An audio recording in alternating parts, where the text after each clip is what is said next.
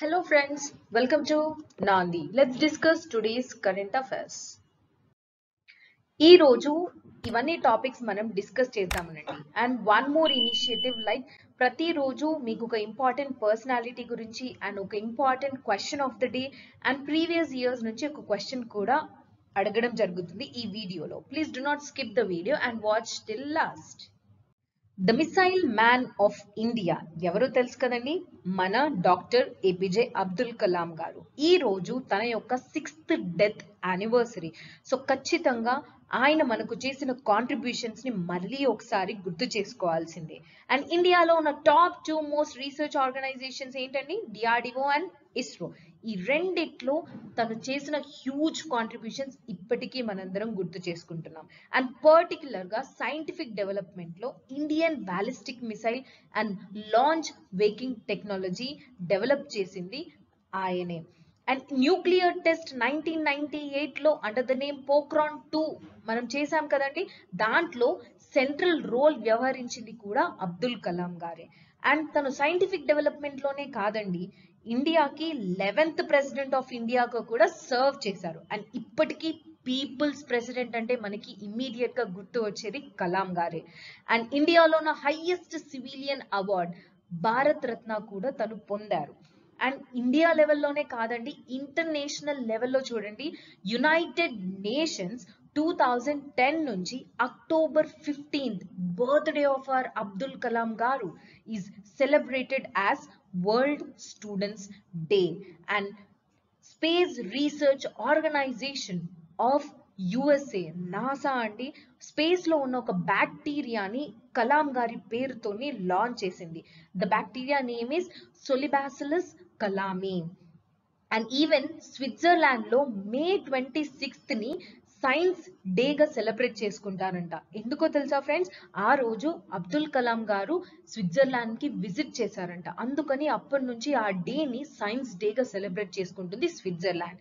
And success people do not always run towards the success అండి, అది main important Mantra of are Abdul Kalam గారు. ఇప్పుడు తన స్టోరీయే చూద్దామండి. తను యాక్చువల్ గా ఫైటర్ పైలట్ అవ్వాలి అని అనుకుంటాడు. 9 మెంబర్స్ లిస్ట్ లో తను 9th మెంబర్ గా ఉంటారంట, కానీ 8 మెంబర్స్ ని మాత్రమే సెలెక్ట్ చేస్తారంట. So he missed an opportunity to become a fighter pilot. So success అనేది రావాలంటే ఖచ్చితంగా మనమందరము డిఫికల్టీస్ ఫేస్ చేయాల్సిందే. Until and unless you face all the difficulties and overcome it, you can't reach the success అని కలాం గారు చెప్తున్నారు. ఇప్పుడు మనము పాలిటీ పాయింట్ ఆఫ్ వ్యూలో ప్రెసిడెంట్ గురించి తెలుసుకుందాం. ఇండియాకి మొత్తానికి హెడ్ గా ప్రెసిడెంట్ ని మనం కన్సిడర్ చేస్తాం. ఇండియాకి మొత్తం హెడ్ ప్రెసిడెంట్ అయితే మరి ఇండియన్ గవర్నమెంట్ కి హెడ్ ఎవరు? Please do answer this in the comment box. And ఇండియాలో ఫస్ట్ సిటిజన్ గా కూడా మనం ప్రెసిడెంట్ నే కన్సిడర్ చేస్తాము. అండ్ యూనిటీ, ఇంటిగ్రిటీ అండ్ సాలిడారిటీకి సింబల్ గా ప్రెసిడెంట్ ని అనుకుంటాము. యూనిటీ, ఇంటిగ్రిటీ, సాలిడారిటీకి డిఫరెన్సెస్ కూడా తెలుసుకోవాలండి, బికాస్ నవడేస్ కాంపిటేటివ్ ఎగ్జామ్స్ లో ఈవెన్ ఇలాంటి టర్మ్స్ ఇచ్చి వాటి మీనింగ్స్ కూడా అడుగుతున్నారు. సో ఇప్పుడు మన ఇండియా మ్యాప్ లో అన్ని స్టేట్స్ అండ్ యూనియన్ టెరిటరీస్ ఉంటాయి కదండి, అవన్నీ కలిసికట్టుగా ఉండడాన్ని యూనిటీ అంటారు. మనం ఇది టెరిటరీ బేస్డ్, అంటే ఆ టెరిటరీ ఇండియాలో ఉంది అని చెప్పడమే యూనిటీ.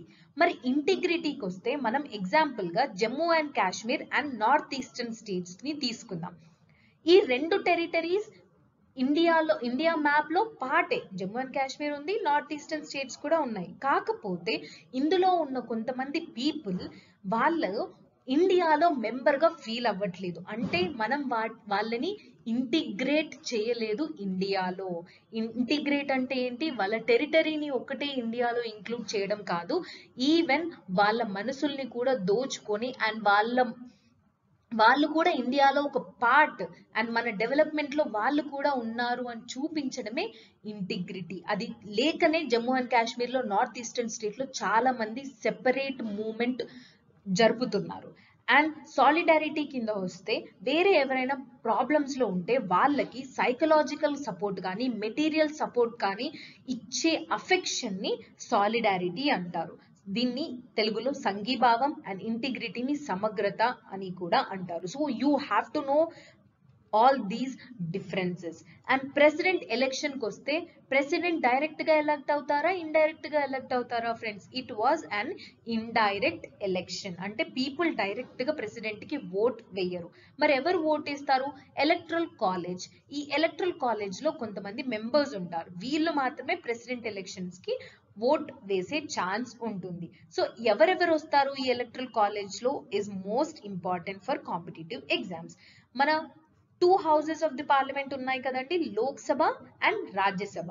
ఈ రెండిట్లో ఓన్లీ ఎలెక్టెడ్ మెంబర్స్ మాత్రమే ఓట్ వేస్తారు, అంటే నామినేటెడ్ మెంబర్స్ వెయ్యరు. And even state legislative assemblies ఉంటాయి కదా, అందులో కూడా ఓన్లీ ఎలెక్టెడ్ మెంబర్సే ఉంటారు. అండ్ స్టేట్ లెజిస్లేటివ్ కౌన్సిల్స్ ఉండవండి. లెజిస్లేటివ్ కౌన్సిల్స్ నుంచి అసలు ప్రెసిడెంట్ ఎలక్షన్స్ లో పార్టిసిపేట్ చెయ్యరు. And 2 union territories Delhi and పుడుచేరికి అసెంబ్లీస్ ఉన్నాయి కాబట్టి ఆ అసెంబ్లీలో ఉన్న ఎలెక్టెడ్ మెంబర్స్ ఈ ఎలక్షన్స్ లో పార్టిసిపేట్ చేస్తారు. So these are the electoral college are the persons who vote for president election. And ఎవరు ఓట్ చేయరు, who do not participate in president election. ఇది కూడా చాలా ఇంపార్టెంట్ అండి. ఆల్రెడీ చెప్పాను, స్టేట్ లో ఉన్న లెజిస్లేటివ్ కౌన్సిల్స్ లో ఉన్న వాళ్ళు ఓట్ చేయరు.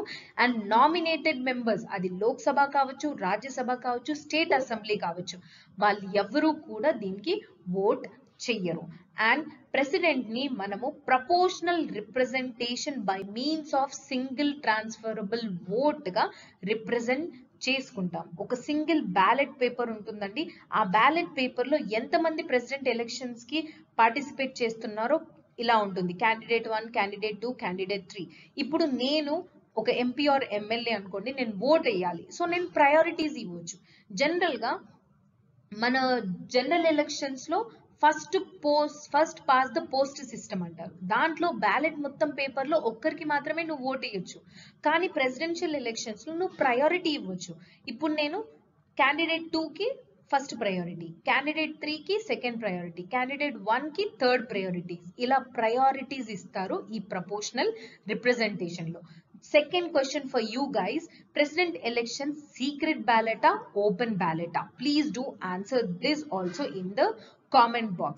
ఏ మెజారిటీ ప్రకారం ప్రెసిడెంట్ ఎలక్షన్స్ అవుతాయంటే అబ్సల్యూట్ మెజారిటీ. అంటే మెజారిటీ అంటే జనరల్ గా 50% కంటే +1 ఓట్. అబ్సల్యూట్ మెజారిటీ అంటే total membership of the house. ఇప్పుడు for example membership of the house 545 అంటే ఈ total membership of the house లో 50% అండ్ +1 ఓట్స్ వస్తేనే దాన్ని అబ్సల్యూట్ మెజారిటీ అంటారు. అప్పుడే ఒక ప్రెసిడెంట్ క్యాండిడేట్ ఎలెక్ట్ అవుతారు.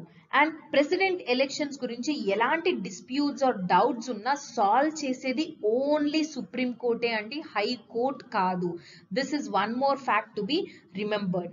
మరి ప్రెసిడెంట్ ఎన్ని ఇయర్స్ వర్క్ చేస్తాడు అంటే 5 years మాత్రమే వర్క్ చేస్తాడు. అండ్ రీఎలక్షన్ అంటే 5 years మాత్రమే కాదు, ఎన్ని టైమ్స్ అయినా మళ్ళీ ప్రెసిడెంట్ అవ్వచ్చు. యుఎస్ఏ లో మాత్రం ఒక ప్రెసిడెంట్ 2 terms కంటే ఎక్కువ సర్వ్ చెయ్యరాదు. బట్ ఇండియాలో ఎలిజిబుల్ ఫర్ రీఎలక్షన్, ఎన్ని టైమ్స్ అయినా మళ్ళీ రీఎలెక్ట్ అవ్వచ్చు. ఇప్పుడు మన ప్రెసిడెంట్ రామ్నాథ్ కోవింద్ గారు 14th ప్రెసిడెంట్ ఆఫ్ ఇండియా అండి. ఎందుకంటే రాజేంద్ర ప్రసాద్ గారు already the first president of India and he served as president for 2 terms. So అందుకని ఇప్పుడు రామ్నాథ్ కోవింద్ గారు 14th president. And the question of the day, friends, please do answer this question in comment box. Which of the following is the incorrect statements అడిగాను, ఇక్కడ ఖచ్చితంగా చూసుకొని answer చేయండి. ఇది UPSC point of view question అండి. ఇవన్నీ మీకు మామూలు state PCS examinations or any other state exams కి ఇలాంటి క్వశ్చన్స్ రావచ్చు. సో వీటన్నిటికీ మీరు ఆన్సర్స్ నోట్ చేసుకోండి. రీసెంట్ గా Ramappa temple world heritage site గా డిక్లేర్ అయిన విషయం మనందరికీ తెలుసు.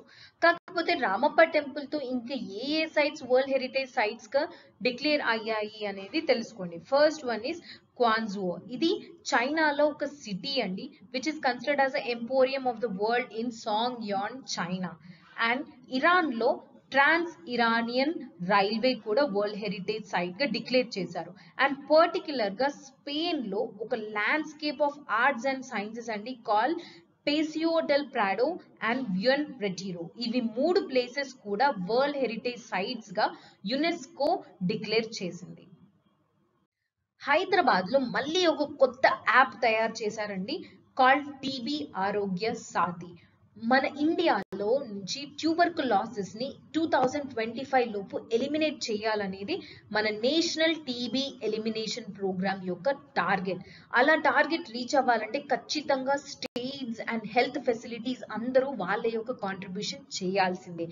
ఈ యాప్ లో మనం ఎలాంటి సర్వీసెస్ పొందగలుగుతాం? ఫస్ట్ అండ్ ఫార్మోస్ట్ టీబీకి సంబంధించిన ఆల్ రిలేటెడ్ సర్వీసెస్ లైక్ దగ్గరలో టీబీ డ్రగ్స్ ఎక్కడైనా దొరుకుతున్నాయా, డయాగ్నోస్టిక్ సెంటర్స్ ఏవైనా ఉన్నాయా, లేకపోతే టీబీ ట్రీట్మెంట్ ఫెసిలిటీస్ ఏవైనా ఉన్నాయా, ఇవన్నీ ఇన్ఫర్మేషన్ కూడా మనం ఈ యాప్ లో తెలుసుకోవచ్చు. అంతేకాదండి, ఒకవేళ మీరు టీబీ పేషెంట్ అయితే మీ ట్రీట్మెంట్ ఆల్రెడీ పొందుతుంటే మీ ప్రోగ్రెస్ ఆఫ్ ద ట్రీట్మెంట్ గురించి కూడా ఇందులో ట్రాక్ చేయొచ్చు. అండ్ గవర్నమెంట్ టీబీ పేషెంట్స్ కి వాళ్ళు త్వరగా కోలుకోవడానికి కొంచెం క్యాష్ బెనిఫిట్స్ కూడా ఇస్తుంది through direct benefit transfer. So మీకు బెనిఫిట్స్ వచ్చాయా లేవా, మీ ఫండ్స్ ఎక్కడి వరకు ఉన్నాయి అని కూడా మీరు ట్రాక్ చేయొచ్చు. అండ్ టీబీ రాకపోయిన వాళ్ళకి ఎక్కువ మంది క్వశ్చన్స్ వస్తాయండి. పర్టికులర్ గా నాకైతే frequently asked questions like TB ఎలా వస్తుంది, ఆ బ్యాక్టీరియా ఎలా స్ప్రెడ్ అవుతుంది, సిమ్టమ్స్ ఏంటి, ఒకవేళ యాంటీ టీబీ డ్రగ్స్ ఏమైనా యూస్ చేస్తే వాటి సైడ్ ఎఫెక్ట్స్ ఏంటి, అలాంటి కామన్ జనరల్ పబ్లిక్ కి వచ్చే క్వశ్చన్స్ కూడా ఈ యాప్ సాల్వ్ చేస్తుంది. And it is very helpful for not only TB patients అండి, హెల్త్ ఫెసిలిటీస్ ప్రొవైడ్ చేసే అందరికీ లైక్ హాస్పిటల్స్ అండ్ విలేజ్ లెవెల్లో ఆశా వర్కర్స్ కావచ్చు, హెల్త్ సెంటర్స్ కావచ్చు, అందరికీ అన్ని రకాలుగా ఈ యాప్ యూజ్ అయ్యే విధంగా ఈ టీబీ ఆరోగ్య సాథిని డెవలప్ చేశారు. నేషనల్ టీబీ ఎలిమినేషన్ ప్రోగ్రామ్ కి వస్తే అది అండర్ ఫ్లాగ్షిప్ ప్రోగ్రామ్ మన నేషనల్ హెల్త్ మిషన్ కింద వస్తుందండి. దీంట్లో ఫ్రీ ఆఫ్ కాస్ట్ ట్యూబర్కులోసిస్ కి quality treatment and diagnosis services కూడా ప్రొవైడ్ చేస్తారు. దాన్ని ఇంప్లిమెంట్ చేసేది 4 లెవెల్స్ లో ఇంప్లిమెంట్ చేస్తారు. హైయెస్ట్ అంటే టాప్ 1 లెవెల్లో సెంట్రల్ టీబీ డివిజన్ ఉంటుంది under ministry of health and family welfare. State కి వచ్చేసరికి స్టేట్ టీబీ సెల్స్ ఉంటాయంట, సో అవి ఇంప్లిమెంట్ చేస్తాయి. అండ్ డిస్ట్రిక్ట్ లెవెల్లో డిస్ట్రిక్ట్ టీబీ సెల్స్ ఉంటాయి. And sub district and village లెవెల్లో TB units and health facilities వాళ్ళందరూ కలిసి ఈ ప్రోగ్రామ్ ని ఇంప్లిమెంట్ చేస్తున్నారు. రీసెంట్ గా ఆదర్శ స్మరక్ స్కీమ్ నుంచి ఆంధ్రప్రదేశ్ లో ఒక 3 సైట్స్ సెలెక్ట్ చేశారండి. ఆ 3 సైట్స్ ఏంటి?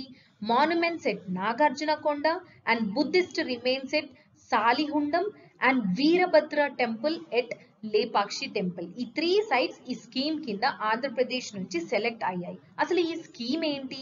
అది మినిస్ట్రీ ఆఫ్ కల్చర్ కింద ఉంటుందండి. ఇప్పుడు ప్రెసెంట్ మన మినిస్ట్రీ ఆఫ్ కల్చర్ ఎవరండి? కిషన్ రెడ్డి గారు. అండ్ ఈ స్కీమ్ ని 2014 లోనే లాంచ్ చేశారు. పర్టికులర్ గా ఎందుకనంటే ఇలాంటి సైట్స్ ఏవైతే సెలెక్ట్ చేస్తారో వాటిని ఫిజికల్లీ ఛాలెంజ్డ్ పర్సన్స్ కూడా విజిట్ చేసి వాళ్ళకి కావాల్సిన ఫెసిలిటీస్ అన్ని ఆ సైట్స్ లో ప్రొవైడ్ చేయడానికి ఈ స్కీమ్ అండి. So main objectives of the scheme వస్తే మీకు ఈ స్కీమ్ గురించి మొత్తం అర్థమైపోతుంది. ఏవైతే సెలెక్ట్ చేస్తామో మాన్యుమెంట్స్ ని వాటిని విజిటర్స్ ఫ్రెండ్లీగా చేయడం and to provide interpretation audio video centres కూడా. ఎందుకంటే ఫిజికల్లీ ఛాలెంజ్డ్ పర్సన్స్ మనం అంటే అక్కడికి వెళ్ళేసి ఊరికే చదివేస్తాం, కానీ చదువు రాని వాళ్ళ కోసం ఆర్ కళ్ళు కనిపించని వాళ్ళ కోసం ఈ ఆడియో అండ్ వీడియో సెంటర్స్ కూడా డెవలప్ చేస్తారంట. And even differently abled people కూడా అవన్నిటికీ యాక్సెస్ అయ్యేలా చూస్తారు. అండ్ పర్టికులర్ గా స్వచ్ఛ భారత్ అభియాన్ ని కూడా ఇంప్లిమెంట్ చేస్తారంట. ఇవన్నీ ఆబ్జెక్టివ్స్ ఆఫ్ దిస్ ఆదర్శ స్మరక్ స్కీమ్. ఇప్పుడు మన tourism and culture minister Kishan Reddy గారు రాజ్యసభలో మెన్షన్ చేశారండి. లైక్ బ్రెయిలీ సైన్స్ కూడా, ఇంటర్ప్రిటేషన్ సెంటర్స్ కూడా, wifi and cafeteria and different illumination structures కూడా అవన్నీ ఈ సైట్స్ లో డెవలప్ చేసి ఫిజికల్లీ ఛాలెంజ్డ్ పర్సన్స్ అందరికీ కూడా they have to enjoy this world tourism. 2020 UPSC civil service prelims question అండి. ఇండియాలో separation of judiciary from executive is mentioned in which of the following? Please Pause the video and answer by yourself or in comment box. The answer is Article 50 of the Constitution, Directive Principles of State Policy లో separation of judiciary from executive mention చేసింది.